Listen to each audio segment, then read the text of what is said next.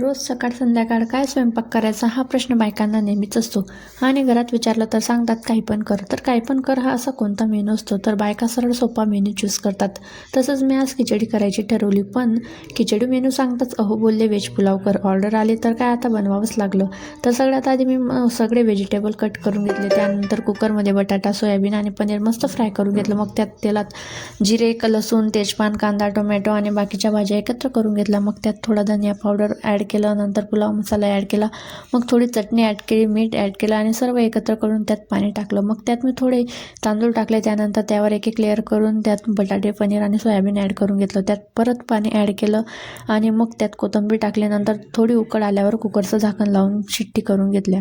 पुलाव होत होता तोपर्यंत मी म्हटलं एक फेरी झाडांकडे मारून येऊ. मग अहोंना सांगितलं की झाडं खूप सुकले, थोडं पाणी मारून द्या. पाणी मारल्यावर झाड मस्त टवटवीत झाले आणि इकडे गुलाब मस्त फुलला होता. ते पाहून मन अगदी प्रसन्न झालं. त्यानंतर इकडे पुलाव पण तयार झाला होता. मग कुकर ओपन केला. पुलाव खूप छान झाला होता. मग आम्ही सर्वांनी एकत्र जेवण केलं. त्यानंतर मग संध्याकाळी मृणाल, मी आणि दादा मस्त फिरण्यासाठी नवीन घराकडे गेलो. तर नवीन घराचं काम खूप मस्त झालेलं होतं. सेकंडच्या फ्लोअरपर्यंत काम आलेलं होतं. ते पाहून खूप छान वाटलं. तर असा काहीसा आजचा आमचा दिवस गेला. So stay tune for next blog. Bye.